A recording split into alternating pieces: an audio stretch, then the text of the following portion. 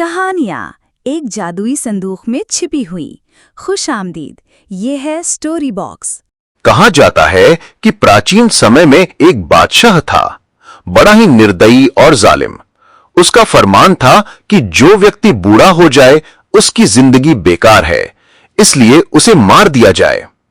इस वजह से राज्य के सभी बुजुर्ग डर और सहम कर जीने लगे। कुछ समय बाद वही बादशाह भी बुढ़ापे को पहुंचा और मर गया। उसके बाद उसका बेटा गद्दी पर बैठा। अफसोस, वो भी अपने पिता जैसा निकला और उसने भी आदेश दिया कि राज्य में जो कोई भी बूढ़ा होगा उसका अंजाम मौत होगी। एक दिन सिपाही एक बुजुर्ग को दरबार में लाए। उस बुजुर्ग का चेहरा नूरानी और आंखें चमकदार थीं। उसने बादशाह से कहा, जहांपना, मुझ पर जुल्म मत कीजिए। मैं समझदारी और अनुभव का खजाना हूं। हो सकता है एक दिन आपको मेरी जरूरत पड़े। बादशाह हंस पड़ा और बोला, बूढ़ा और समझदार, यह कैसी अजीब बात है। लेकिन दरबारियों में से कई बोले, जहांपना, यह वाकई बुद्धिमान है, इसे मत मारिए, जेल में डाल दीजिए। तो बादशाह ने आदेश दिया कि बुजुर्ग को कैद खाने में डाल दिया जाए।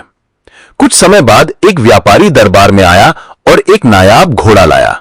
घोड़े की खूबसूरती देखकर बादशाह मोहित हो गया, मगर उसे बुजुर्ग की याद आई और उसने उसे जेल से बुलवाया। बुजुर्ग ने घोड़े को ध्यान से देखा और कहा, जहांपना, घोड़ा वाकई सुंदर है, लेकिन जब यह नदी या नहर देखेगा तो बैठ जाएगा। बादशाह को यह बात पसंद नहीं आई, लेकिन कुछ दिनों बाद शिकार पर जाते समय जब घोड़ा पानी के पास पहुंचा तो सचमुच बैठ गया। बादशाह हैरान रह गया और उसने बुजुर्ग के खाने में एक रोटी और बढ़ाने का हुक्म दिया। कुछ समय बाद एक जौहरी दरबार में आया और एक चमकता हुआ हीरा पेश किया। बादशाह उसकी चमक देखकर दंग रह गया। फिर बुजुर्ग को बुलाया गया। उसने हीरे को गौर से देखा और कहा, जहांपना, हीरा कीमती तो है, लेकिन इसमें एक बारीक दरार है। समय के साथ यह टूट जाएगा। बादशाह ने उस बात को हंसी में टाल दिया, लेकिन कुछ दिनों बाद हीरा सचमुच टूट गया। अब बादशाह की हैरानी और बढ़ गई और उसने बुजुर्ग को एक और रोटी देने का आदेश दिया। आखिरकार बादशाह ने सोचा, यह बुजुर्ग हर बात में सच्चा निकला, क्यों ना मैं अपने बारे में भी पूछूं। उसने बुजुर्ग को बुलाकर कहा, सच सच बताओ, मेरे बारे में तुम क्या जानते हो। बुजुर्ग बोला, जहांपना, बुरा मत मानिएगा, लेकिन आप बादशाह के बेटे नहीं बल्कि एक नानबाई यानी रोटी बनाने वाले के बेटे हैं। यह सुनकर बादशाह दंग रह गया। वो अपनी मां के पास गया और सच जानना चाहा।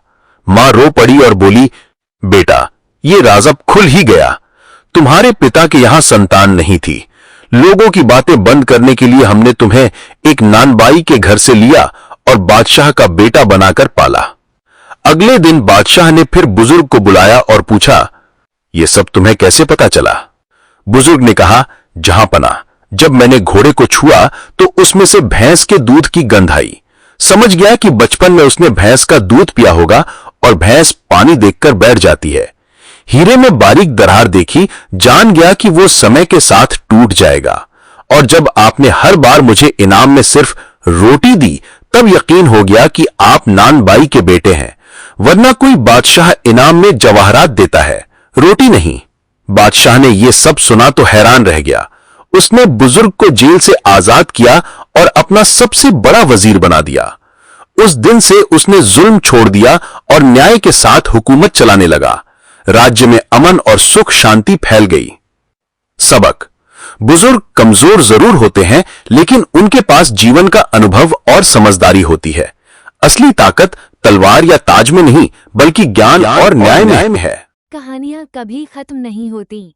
अगली कहानी में फिर मिलेंगे स्टोरी बॉक्स के साथ।